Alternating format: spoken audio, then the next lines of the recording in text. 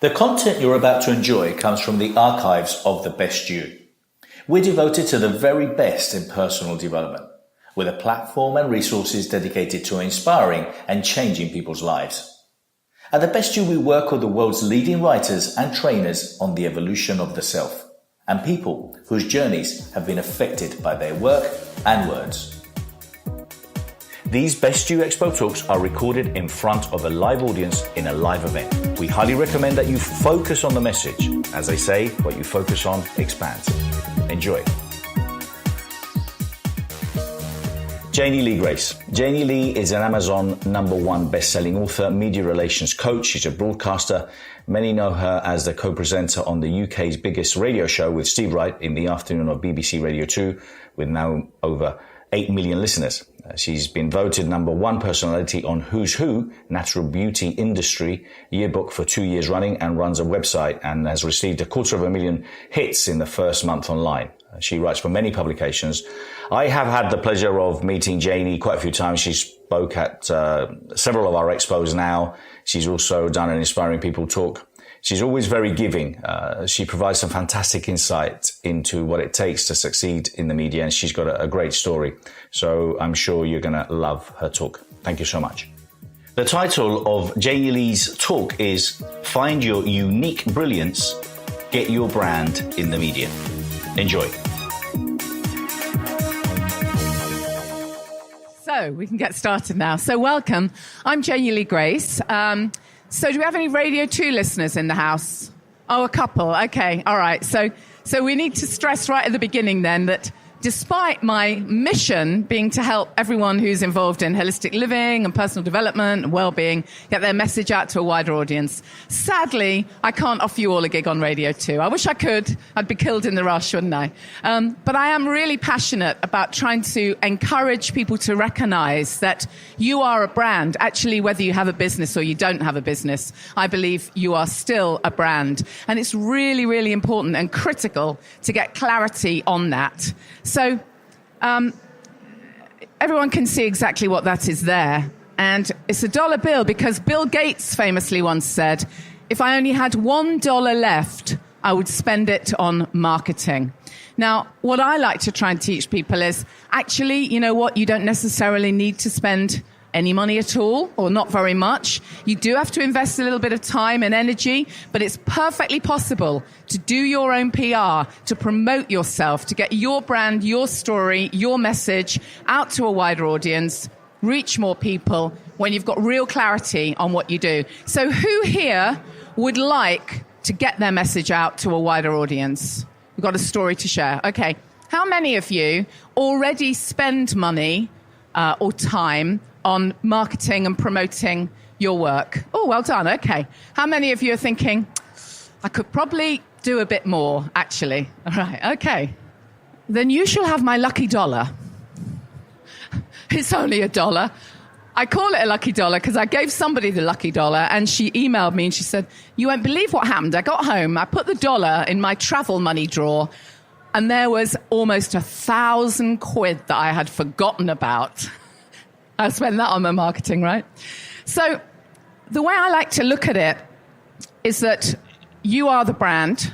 As I've already said, whether you've got a business or not, you're still a brand. How you present yourself, whether that is to promote your work, to attract clients, to get your child into a school, it really doesn't matter what it is. You are a brand, and it's really important to know what it is you're trying to portray, to make sure that you're on track, and to make sure that you're going to attract the right clients, the right customers, the right fans, the right tribe for the work that you do.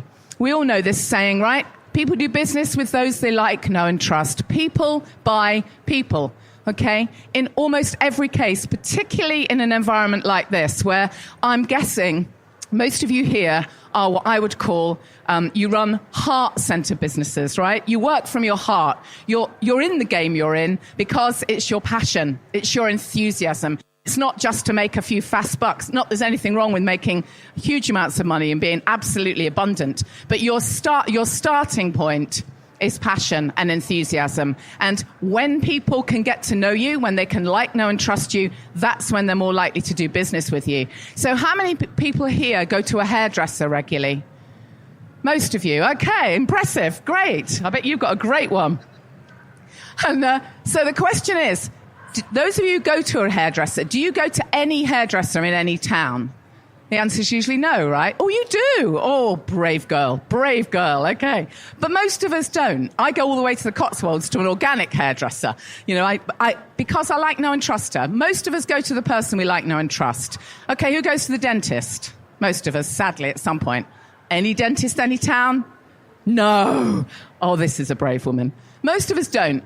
We don't necessarily even know with dentists sometimes why we go to them. We don't necessarily have a specific USP, but we know that we trust them. We get the sense that they're the right person for us. Okay, we like, know, and trust them, and that's why we give them our business. And it's exactly the same for you guys.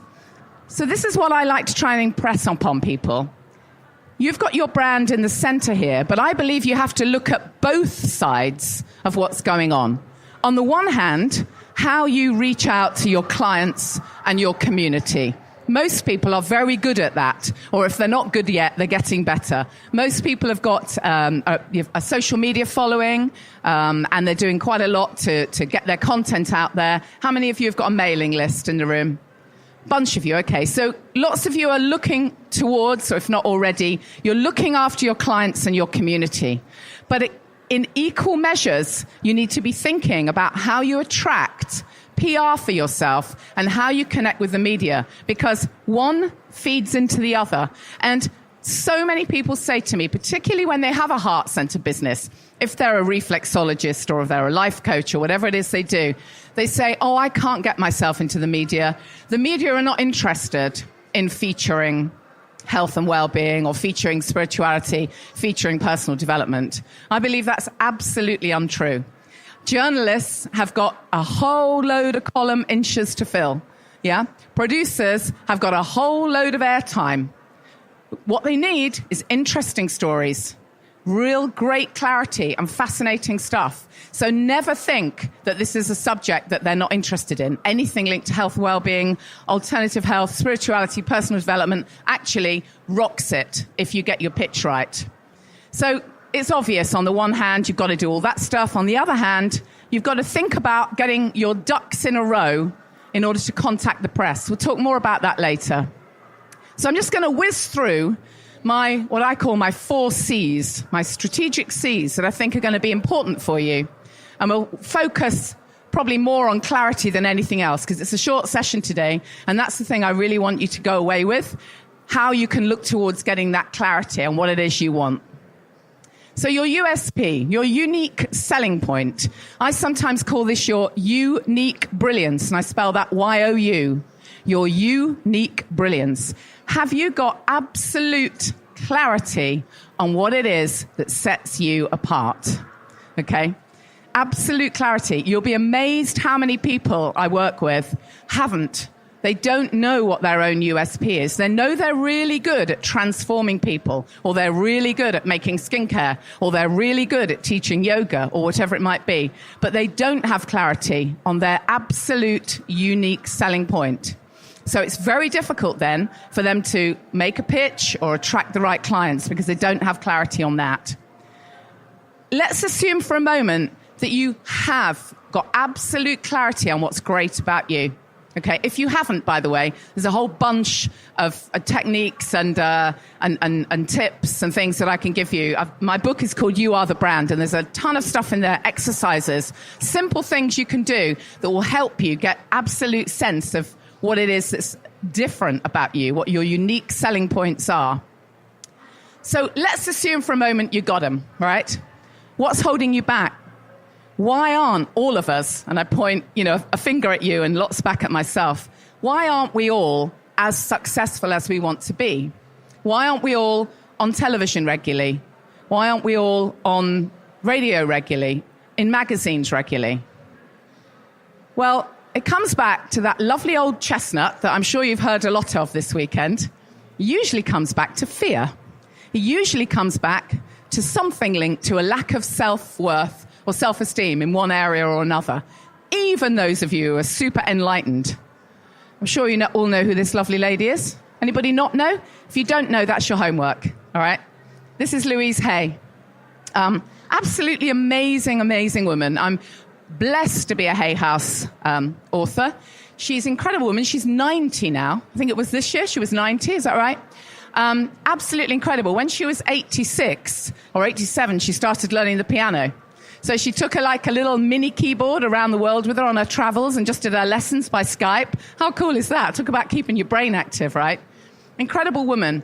Louise, as many of you probably know, her shtick, her thing, is about loving yourself. Loving yourself, okay? I went to one conference. I was speaking at a conference, and then I was listening to her speak with Cheryl Richardson, another amazing life coach. And they were talking about what she calls mirror work. Apparently in her home, in her office, she has a wall-sized mirror. I don't know about you, but that would freak me out, seriously. And so she was encouraging us the importance of looking in the mirror and telling yourself that you love yourself. I mean, it's not very British, is it? It's not very British. She was encouraging us all to go off to the loo and look in the mirrors, and there we are in the ladies. Okay. What's the problem then? What is the problem with most of us having that self-esteem and being able to look in the mirror? The truth of it is, when we do that, usually, as a rule, that's what we see. Seriously? You want me to put this face in front of clients? Really? That's how tired and terrible I look? I'm talking about the energy of it. You may not have the apple. But, it's proven that actually most of us have that inner critic banging on in our head all the time. Even if we're completely enlightened and we understand this stuff, it still comes in. In fact, they reckon, certainly in terms of women looking in the mirror of a morning, if you were saying that stuff out loud, if there was a little 5-year-old child by you, you'd probably be had for abuse. Seriously, that stuff that is being said in your head. Okay? Now, you can't stop the inner critic. You can't stop the inner talk. But you can notice it and dismiss it. In fact, Julia Cameron, who is the fabulous, amazing author of The Artist's Way. Anybody aware of Julia Cameron? Well, that's some lovely homework for you if you're not. She's an incredible author. She's, she must be about 70. And her book is called The Artist's Way. And she talks about the power of the inner voice. And she says, every time that inner voice comes in, you can notice it. And, when it's telling you, actually, you really aren't all that great. You really can't put that face on the telly. You really can't pitch to that journalist. You really can't offer to write an article for a leading newspaper or magazine. She says you just listen to it just for a second, and then you say, thank you very much, now fuck off. It seems to work for her. I like it. So we've got that inner voice. Okay. Where were we? So notice that. And be aware that actually, when you've got absolute clarity on what it is you're trying to do, who you're trying to help, what it is you want, then you can actually look in the mirror or talk to yourself or whatever it might be and say, something? I'm here for a purpose. I have a great message to share. I know exactly what my unique brilliance is. Spell that Y-O-U. And then the interesting bit for me is that I believe if you have a heart-centered brand, if you have a message to share, actually it's your duty to get it out to a wider audience. And it's quite a nice way of spinning it on its head, because I work with a lot of clients who say, it's not about me. Don't look at me. Just look at the work I do. Look at NLP. Look at reflexology. Look at aromatherapy, but don't look at me. Well, you know what? I'm absolutely going to look right at you. It is absolutely about you, okay? So when you've got that clarity on why you're here, on the work that you're meant to do, then really it's your duty to get that out to a wider audience. So one of the easiest ways to do that is to create content. Everybody knows what that is now. It's a whole variety of stuff. You can do it however you want, but you've got to do it, okay? That's the bottom line. I've got a few stats here. I don't think I've got them on the screen, but I'll just read you a couple because they're quite fascinating. How many of you do regular blogs? Okay, a few of you for your work, for your brand, for your message, right? Okay. So the thing to think about is what I call education-based marketing, okay? At any one time, there's going to be a bunch of people who are looking for exactly what it is you're selling, okay? I think statistically in marketing terms, they say around 3% of people at any one time are looking for exactly what you are selling. So you might think to yourself, wow, I got to find those 3% of people. Do you know what? You don't have to find them because they're going to find you. They're going to find you easily. They're going to be where you are, okay?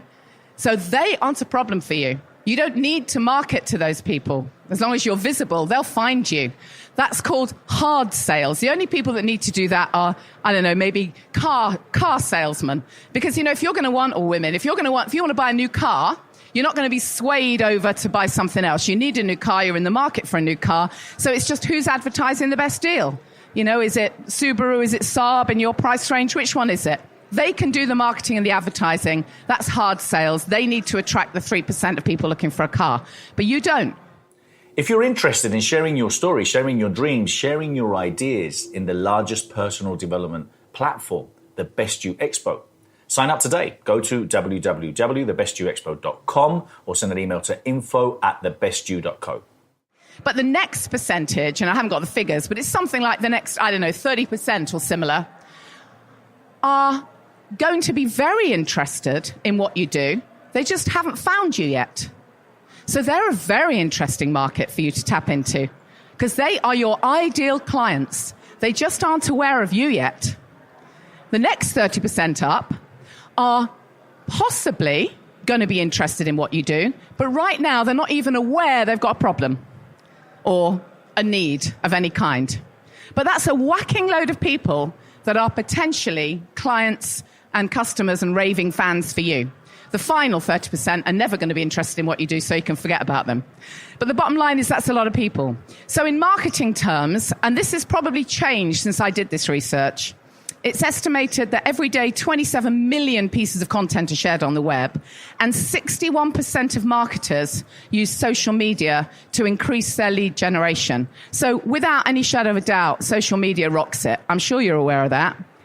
67% more leads every month are generated by companies and brands who blog. Okay? That's a big one. And don't panic, by the way, and think that blogging means you have to write something every day. You don't. I like to think of a blog as an article. Forget the word blog, because it makes you think you've got to do it every single goddamn day, like a diary. It's just an article. And it can be 300 words with an image, And 75% of buyers are likely to use social media in their purchase process.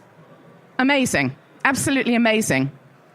So you got to rock your content. Here's one of the ways you can rock your content. How many authors have we got in the room? Yay. Cool. How many people would like to write a book? I'm going to wait till every hand goes up. Why? Because the word author, add 3 letters, you become an authority. Okay? And trust me, it makes all the difference. I've worked in newsrooms, in radio production offices for years. I've been in the media 25 years.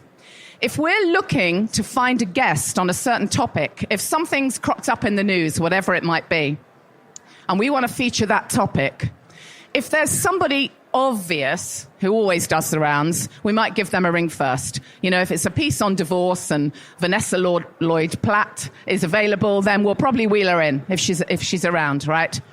But if it's a topic that we don't necessarily immediately have the right expert for, or that expert's not available, how will we find them? Okay? Now if we've got hours and hours, we can trawl through websites, but you know what the easiest thing is to do? Find out who's written a book on it. Yeah? Because if you've got that far, the chances are you're an expert. We won't have time to read your book, of course, but never mind. That's how they find you, okay? That is exactly how they find you. If you're under any illusions that that's not true, I'll tell you a little interesting story about a client that I was working with. I was helping him get his brand out to a wider audience. We were trying to have a crack at it. This was a guy who had... how do I say this? How do I put this? His products were intimate, feminine products. That's all I'll say. Not easy to PR, not easy at all. But we got a fantastic case study, got some great stats, great statistics, great information, and a great case study of a really lovely woman who was willing to be featured and willing to say that this intimate feminine product had completely changed her life. So all good.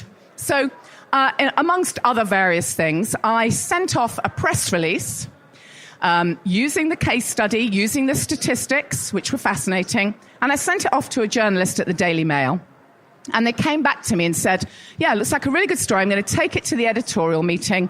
We'll see what happens. So fingers were crossed. She came back to me a few days later and she said, I'm sorry, they've said no. It's just a bit too icky for the Mail. Seriously? Have you read your own paper? Really? Okay. So this guy was absolutely gutted. So he said, look, I've got to get this product out there. I'm going to advertise in one of the, whatever they're called, like Sunday magazines, the supplements that go with the Sunday magazines. I'm going to advertise in there. I said, how much is that costing you? He said, I've got a special deal. It's £4,500.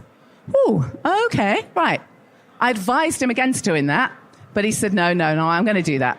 So how many of his products worth, I think, 30 quid, do you think he sold from his 2 adverts in the weekend supplement? Any guesses? None? Any other guesses? He sold 3. 3! So I said, you know something? I want you to write that book that we've been discussing for a while. Here's one thing I'm going to tell you, and I know you already know this, so I'm going to tell you again. Writing a book to share your message, writing a book to promote your brand, does not have to be War and Peace. There, I've freed you up. It can be a 30-page ebook, okay? Now, it turned out that he had a lot of information. He had his own story to share, all his own reasons for creating this brand and business. He was absolutely passionate about his work. So he knocked the book out very quickly, in about 3 weeks. Self-published it, made it free to his clients as a PDF version and buyable from Amazon. I thought, you know what? I've got nothing to lose. I sent exactly the same press release, exactly the same one, and a copy of the book to the same journalist at the same newspaper. Voila. Full page spread. All right? How many products do you think he sold? We lost count. Absolutely lost count. He had to hire extra staff. Now, what was the difference?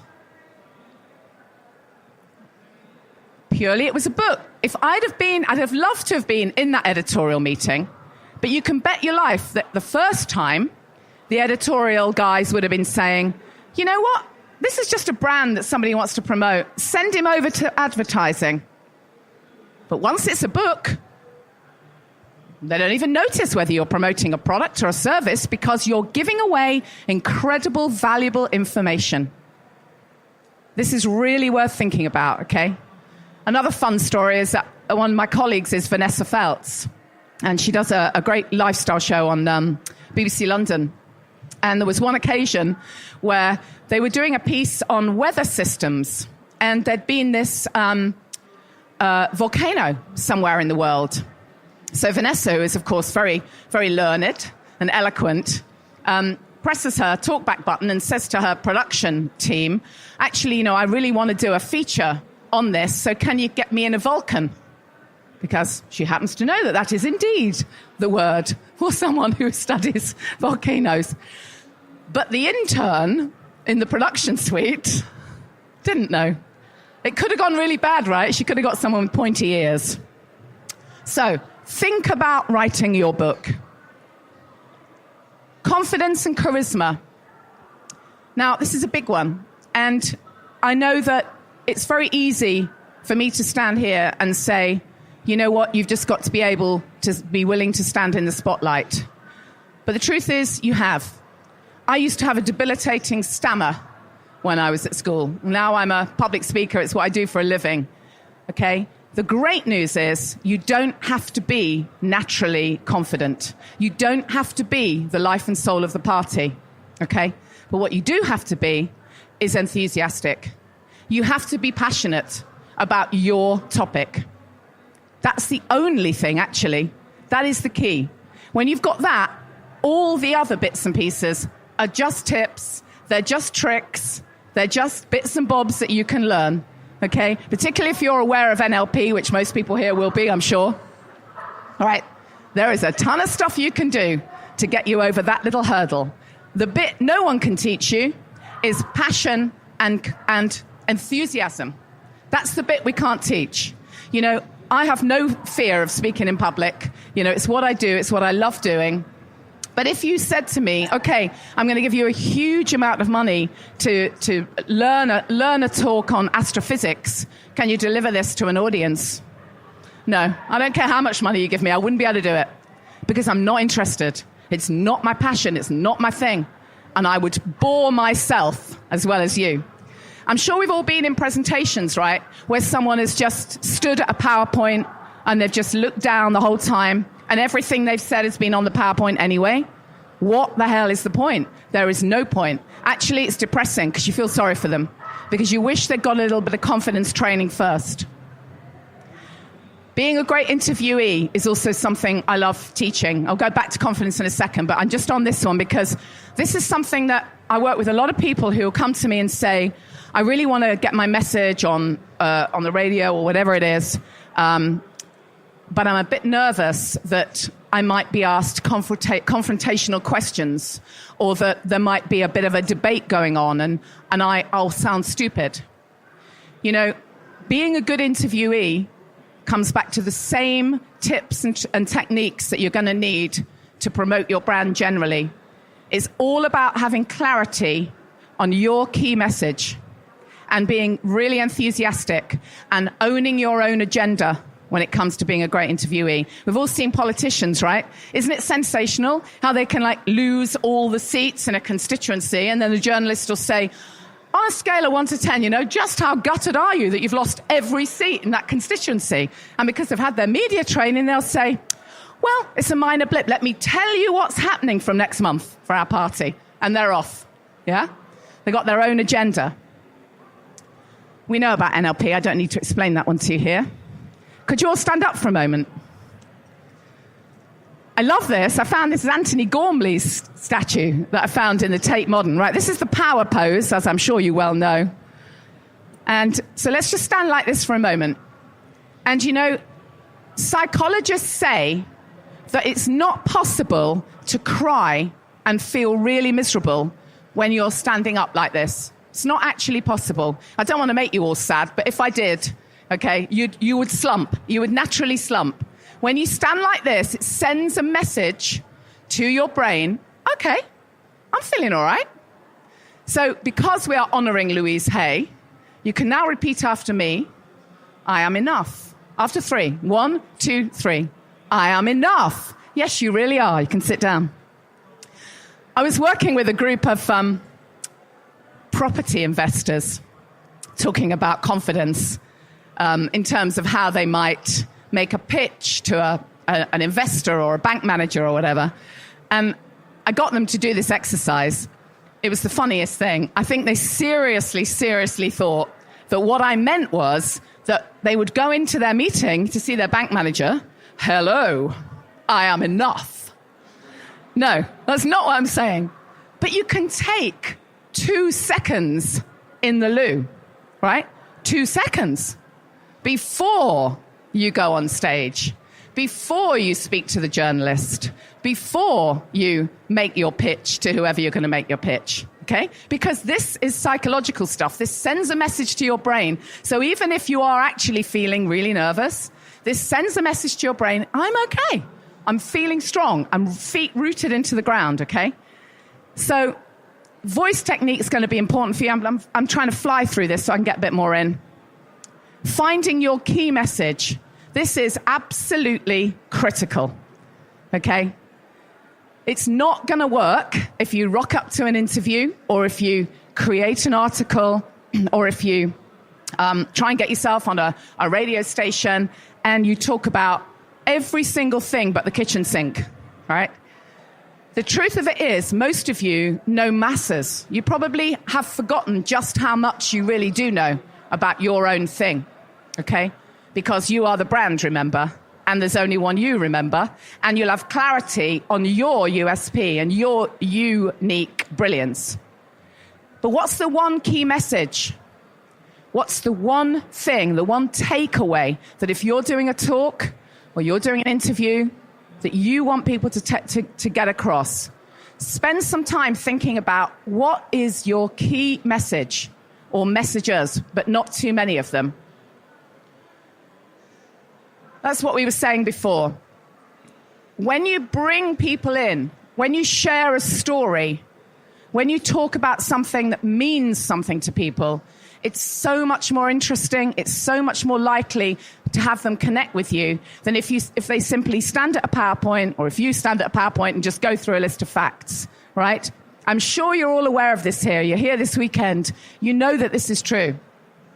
We've all seen, as I've said, really boring talks. And then we've seen things like, has anyone seen the fabulous Jamie Oliver TED Talk, where he's talking about kids and the amount of sugar they eat? Yeah? And he comes onto stage. It's worth looking up. It's brilliant. He walks onto stage with a massive, massive wheelbarrow, oversized wheelbarrow, tips it all down, and there's this huge, massive pile of sugar, you know, and he'll say, right, that's what the average kid consumes in whatever time. Hopefully not a week, but my kids, who knows? But that's visual. That will make parents in the audience or anyone watching go, hell, seriously? Wow, now I can see what that looks like. I'm not saying you always have to have visual props, although sometimes they work. But you always, always, always have to have something that is going to engage with people. Otherwise, you may as well just be a station announcer. If you're interested in speaking, exhibiting, or getting involved in the largest personal development expos in the world, contact us today at www.thebestyouexpo.com or send us an email to info@thebestyou.co. So think about, what is your story? What are the aspects of your story that you're going to share? Now, this can be a very interesting one. I had one client, and we were working together to see how we could get her work out there to a wider audience. She offers courses and products around addictions, helping to get rid of addictions without the use of drugs or anything else. And so we were discussing a radio interview that I was going to do with her. And I said, let's talk about your key messages and let's think about your story.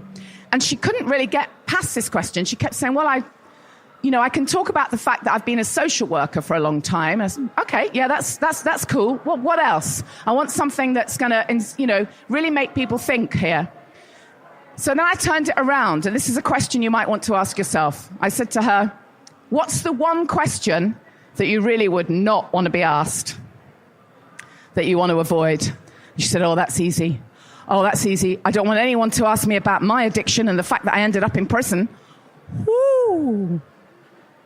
I think I'll ask you about that then. Now, that sounds really interesting. And what, you came through the other side, completely sorted yourself out, did you? And now you do the work you do. I'll take that. That's the gold.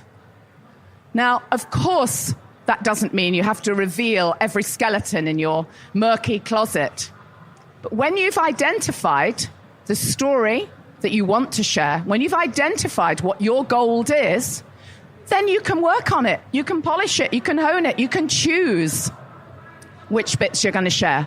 Does that make sense? Yeah? Find the gold. Find your story. And connections are the last thing. I'm just going to whiz through this because I've got very little time. Making the right connections is really important. As I showed you at the beginning, being able to connect not just with your clients and your fans, that's fantastic to do that, but also to reach out to the media. There are some really cool, simple tips that you can use for doing this. I've got loads of them in my books and on my website. Very simple things like connecting what you do to something that's already going on. Headline stealing, effectively. But it's an ethical steal. It's your take on it. Is there something going on in the news at the moment or in the zeitgeist that you have a particular take on. Because if you do, then your comment from your perspective could be really valuable and could be exactly what the media are looking for. I've got loads of clients who say to me, I don't read any newspapers. Really? Okay. I don't listen to any radio stations, really. Excuse me. I just listen to my own music. Well, you know what? If you want to be in the media, you have to be across it. That doesn't mean you have to buy every newspaper. It doesn't mean you have to listen to every radio show. But you absolutely have to target the ones you want to be on. Does that make sense? You have to choose. You have to have absolute clarity. Where will my story fit? Okay? Will my story fit on the back pages of You magazine? Or will it fit in the business section in The Guardian? Where will it fit? You have to find out and pitch them. You know, which BBC show might your story be absolutely right for? Which local radio program? Yeah? It's not okay just to send off a press release or an email saying, oh, hello, everyone at the BBC. Here I am. I'm really, really great. That's going to kind of go in the bin, right? Making the right connections and getting the right message across to the right journalists is really important if you want to move on. 7 is the magic number. What do I mean by that? They reckon that people need to have seen something about you around 7 times before you're actually on their radar. Yeah? So that can be a little thing in a paper, a clip on the radio, a podcast, a social media message, a vlog, a blog, whatever it is. Okay, so just remember that. What I'm really trying to tell you is, if you've got one little piece somewhere, that's really cool, because that's the start, okay? That's a busy journalist. That's what their desks look like. Well, not quite, but you get the gist. The point is, if you send them a press release that's 5 pages long, rambling on for hours on end about how great you are, they ain't going to look at it. First impressions really count, just like they do when you come out on stage, okay? You've got about 3 seconds, they reckon, in an interview for people to decide whether they're going to carry on listening. And it's exactly the same with a piece of paper or an email. So you've got to make your press release kick off right from the off, okay? Everything in the first paragraph, right? There he goes. So, to sum all of this up, my take on this is that when you've got real clarity on what's great about you, why you're doing it, what your key message is, the next thing that you're going to need to do is make sure that you've got the skills to be able to stand up and be visible, to share that passion and enthusiasm. And if you don't have them, you know what? You can fake it till you make it. You really can. And then make those connections by deciding first where you're going to pitch yourself. And make sure you've got a great press kit. An electronic press kit is the expression. Basically just means have a bunch of stuff ready to send off. I call it having your ducks in a row. And it's incredible the amount of times I'll work with a client and I'll be so excited. I've got them a fantastic opportunity to be featured in a magazine or newspaper. And I'll ring them up and go, I've got that comment that you gave and they want a high-res headshot. Can you ping it over to me straight away? And they go, let me just have a think about that. And then they send me a picture of them on the beach in 1989, you know. It's not going to work. You have to have your ducks in a row. You have to have your stuff ready. Final thing, fairy godmother. You also need clarity on what it is you really want, okay? What do you really want for your brand and your business? You might think, well, that's easy. I just want loads of money. I want to be really successful. I want to help as many people as possible. I want to transform lives. Okay, but that's really woolly, actually. I asked one client, she's a dance teacher, I said, what do you really want? What's the one big fairy godmother dream? And she said, I'm so fed up with hiring halls. I just want my own space to teach. I said, okay, I'll be your fairy godmother. Ting! You've got a dodgy old garage at the end of the road. You can teach your classes in there. Okay. But that's not what she meant. But that's what she said. So having absolute clarity in detail about what it is you want for your brand, for your business is really important. Who here has done a vision board? Yay. Perfect. Do one for your brand. Do one for your business. I've got a very, very short time left, so I want to do a really fun exercise with you. It's going to have to be super quick.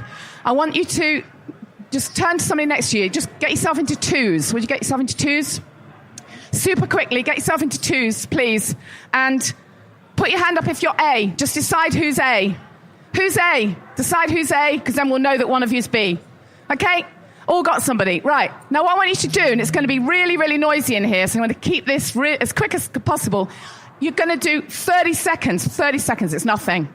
The question, or rather the statement that A is going to use, A is going to turn to B when I ting my bell.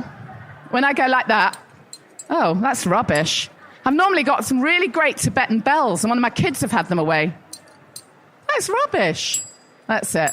Anyway, I'll do my best. But anyway, when I kick you off, A is going to turn to B, and you're going to say, something amazing has happened. And then you're going to speak as if it has happened. Okay? So it's not, well, I'm thinking of writing a book, and I'd quite like to go on the opera show. No, it's happened, okay? It's happened. I know you haven't prepared it. That's the fun bit, okay? A is going to turn to B and say something wonderful has happened. Off you go. Time's up. That's a rubbish bell. Okay, now before you get too excited about how amazing that was, now B is going to turn to A and say something amazing has happened. Off you go. Well done. Okay, give yourselves a round of applause for all that amazing stuff. Wow. Would anyone like to tell me just in one sentence something amazing that happened, or that happened for somebody you were speaking to? Anyone yell anything out? Yes? I spoke in New York on stage in front of 2,000 people. Awesome. She spoke in New York in front of 2,000 people. Only 2,000? Awesome. I tell you what, this exercise is silly, right? It's just a bit of fun, and you hadn't prepared. But that's the beauty of it, because this is your subconscious mind actually bringing out and imagine the power of that. Instead of like meeting up with mates and moaning about everything and going on about how crap everything is, how about if you met up with someone and just for 15 minutes you spoke like that? That's setting your intentions. It's really powerful stuff. I've had people say to me, oh, I did that. I said something. I have absolutely no idea that that's what I really want to do with my life, but I do. And now I'm off, okay? Having clarity on what it is you want is critically important. And it's not okay to leave out the details, okay? So I have a free download if you would like it on lots of tips for being a great interviewee. Simon's standing at the back if you want to give him your card or write your email address down. If anybody's interested in my masterclass course, what can I tell you? It's tons of stuff in there. Absolutely. Masses and masses and masses of content. You can do it all over your own time. You get the emails, you get the videos, you get some very, very, very cool free gifts, including an interview with, where is he? Paul Barros, he's disappeared. And some really cool stuff. And also, you become, the really cool part of it is that I only take limited number of people even though it's an online program, I only take a limited number of people because the deal is if you are involved in this course, you get on my radar. So I'm going to want an email from you to find out what you do, because I get to hear about stuff all the time. And I don't have every client in every area. The other day, I had a journalist ring me up and say, I need a relationship expert to comment on something like tomorrow. Who have you got? So I put this stuff out on the closed group that we have. So people have had amazing opportunities just from being part of this course. And voila, how cool is that? 500 quid off. Can't say fairer than that, really, can you? So if you're interested, I've got a few flyers, but everything's on the website, janeyleegrace.com. And thank you so much for your time. And if I don't see you again, I look forward to seeing you on stage in the spotlight. Thank you.